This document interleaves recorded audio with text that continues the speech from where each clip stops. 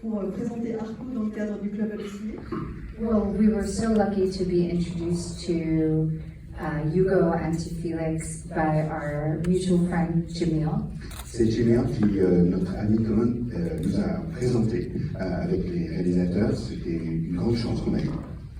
And then we got to see an animatic of the film that was already like 40 minutes, I think, and with voices, some temp voices, and we were so blown away by the artwork and the content and how meaningful it was to put into the world. We wanted to be part of it. Alors on a pu voir une animathèque de 40 minutes, je crois, sur le film avec des voix déjà, et là on a été époustouflés par l'avancée du projet, la sophistication du projet.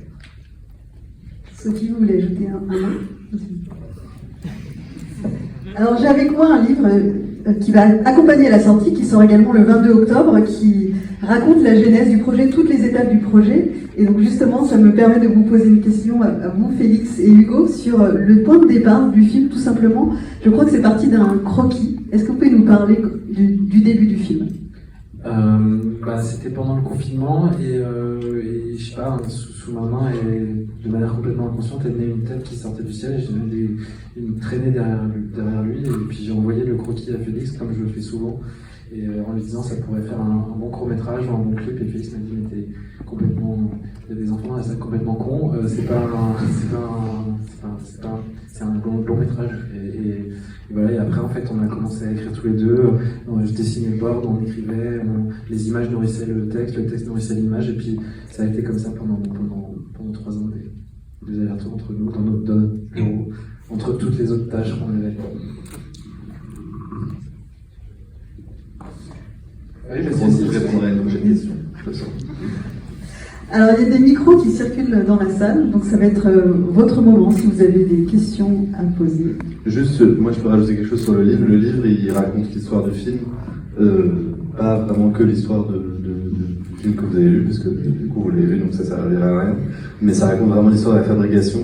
Et moi je trouve ça important, enfin en tout cas si vous avez aimé le film, essayez d'avoir accès au livre, pas forcément de l'acheter, mais en tout cas d'y avoir accès parce que ça raconte comment ce sont des gens jeunes auxquels on a cru, je pense, en tant que producteur, ou à la fois dans l'équipe de l'animation, Arnaud qui a fait la musique, enfin il y a beaucoup de gens pour qui c'était le premier film, et je trouve que c'est important, et je pense que ça se ressent dans le film, le fait qu'il y ait cette idée commune de croyance, quoi. Et je trouve que le livre le raconte super bien, donc et une énergie, voilà, et du coup c'est, voilà, si ça vous intéresse, je pense que c'est un objet qui raconte bien ça. Toujours fait partie de ma vie et quand en fait c'était très naturel de la rencontrer parce qu'un jour elle a débarqué dans notre bureau et puis ça, je sais pas, c'était normal. Félix, je pense que tu peux aussi répondre parce que toi tu connais Nathalie d'avant aussi et puis enfin en tout cas pour moi ça a été ça, c'est que j'ai pas eu l'impression que ce soit, enfin c'était normal bizarrement alors que c'est plus grand que nature. Je n'ai vraiment rien à rajouter à ça. Mais oui, c'était génial et on a beaucoup de chance. Je pense que je vais passer le micro à Sophie après, mais la grande chance qu'on a eue de Sophie et Nathalie comme productrices, c'est qu'elles ont compris justement ce que je disais sur le livre, la jeunesse, l'énergie.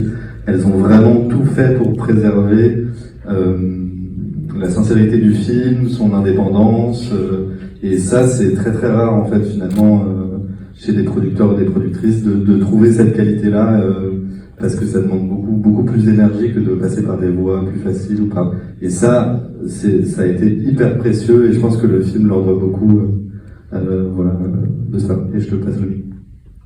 Ce que je voulais rajouter, c'est que tu disais à Hugo que ça s'était fait très simplement. Je crois que c'était aussi l'idée qu'on avait tous des savoir-faire et on arrivait tous avec des expériences différentes, avec la même envie de produire ce film et en unissant un peu nos talents de production, nous en arrivant aussi avec une connaissance de la France, mais en travaillant à l'étranger, de se dire est-ce qu'on peut aussi faire un film franco-français qui va s'exporter et l'emmener aux États-Unis. Donc je crois qu'il y avait aussi une volonté de faire ce film et ensuite peut-être de le faire grandir et de l'amener ailleurs. J'ai envie de me placer du côté de la construction, j'ai envie de me placer du côté des propositions et et de l'espoir et de l'envie et tout ça. Et j'avais aussi je me suis posé la question, je me suis dit ça va durer 5 ans, je vais faire un film, grosso modo c'est ce qui se passe. Et je me suis dit quels sont les films, si je suis très sincère, qui m'ont impacté, qui m'ont construit. Et en fait c'est les films que j'ai regardés quand j'étais enfant, que j'ai vu 1000 fois, mais pas que des dessins animés, Jumanji, Casper, plein de Stan By Me, plein d'autres films. Et je me suis dit ça vaut le coup de passer 5 ans parce que ça peut marquer des inconscients, ça peut et ça va être vu pas seulement une seule fois et par des individualités. Et je me suis dit ça vaut le coup, ça me plaît. Et je crois qu'en fait aujourd'hui c'est ce qui me plaît le plus, c'est de pas faire les choses pour moi parce que j'ai envie de me faire plaisir et machin, mais en fait de faire les choses pour les gens, en essayant évidemment d'y prendre du plaisir et tout, mais pas d'être dans une posture, plutôt d'être juste dans qu'est-ce qui va nous emporter, qu'est-ce qui va nous donner des émotions aussi. Et je trouve que moi c'est ce que j'aime dans le cinéma, c'est quand je ressors d'une salle en ayant pleuré, et je crois que je ne saurais pas le faire de la même manière. Je pourrais faire rire jaune avec des adultes, mais peut-être pas. C'est plus trop ce que j'ai envie de faire aujourd'hui. J'ai envie d'autre chose. Et en même temps, peut-être que dans 5 ans, ce sera différent et que je dirai l'inverse. Je rebondis sur votre réponse, vous parlez. Alors moi, c'est Dragon Ball Z qui m'a mis au dessin. Lion King. Le Roi Lion. Very important. Très important pour moi. Je crois que j'étais pas enfant, mais je dirais Princesse Mononoke.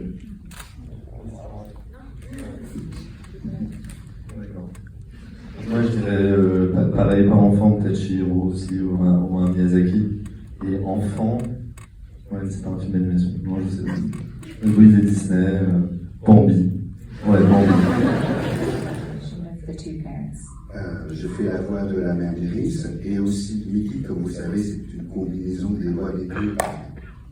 And it was incredible, of course, to have Alma's version in French to work off of. C'était merveilleux d'avoir la version d'Alma dès le début en français pour travailler au départ. And also because Mark Ruffalo does the voice of Iris' father, and we were working together on another film when we did it. Ce qui était épatant, c'est que c'est Mark Ruffalo qui fait la voix du père, et nous étions en train de tourner un autre film ensemble en même temps. So there was a nice kind of rapport between us. Et donc c'était un rapport intéressant pour nous. Continuons à parler des voix. Comment vous les avez choisies pour la France et même pour les autres pays? Et à quel moment les voix ont été enregistrées? Parce qu'il y a une sensation vraiment de réel. Voilà, je voulais savoir à quelle étape c'était intervenu. Le film doit beaucoup aux décisions pour le coup de Félix et de Sophie, parce que moi je voulais prendre des doubleurs et en fait je voulais le faire un peu de manière classique aussi parce que j'avais envie de vite avancer dans l'animation, et en fait Sophie et Félix m'ont convaincu de faire ça et m'ont accompagné et j'ai vraiment dirigé les voix beaucoup avec moi. Je vous laisse parler parce que ça c'était vraiment votre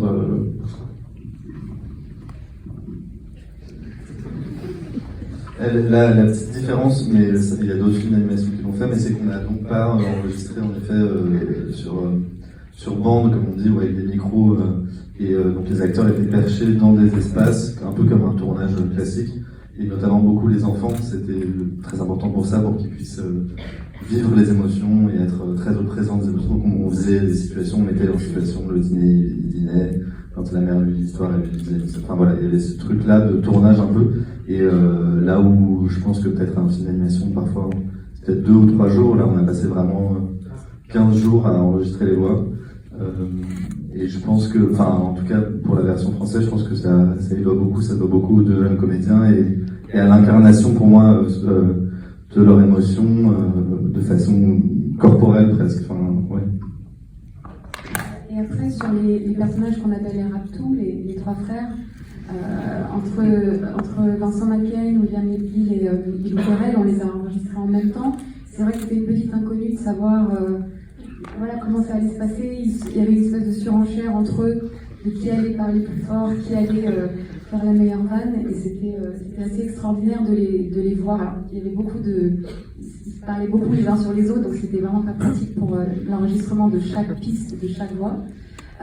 Mais c'était aussi les personnages s'ancraient et avaient chacun leur personnalité. Et c'est vrai que je pense que pour les autres territoires, en fait, ils regardent le film français comme les films de référence et ils comprennent mieux qui sont ses frères. Et c'est vrai que Vincent McCain, Louis et Garel et William, les Bill, leur ont vraiment donné leur personnalité. Et c'était très intéressant comme expérience. Ils ont amené du chaos, en fait, ils ont amené beaucoup de chaos et ils ont changé des fois les scènes. On a dû rallonger des plans, on a dû changer des axes parce qu'ils nous amenaient tellement de comédie qu'on n'avait pas envie de le perdre. Et en fait, ils ont aussi réécrit certaines scènes en improvisant et c'était très chouette dans un cadre qui est l'animation qui est très très réglé de venir foutre le bordel un peu comme ça. Et ça, c'était vraiment, enfin, on a bénéficié beaucoup de tous ces enregistrements. Et donc j'étais trop content du film et comme souvent j'ai tort. C'est génial, ça fonctionne très bien.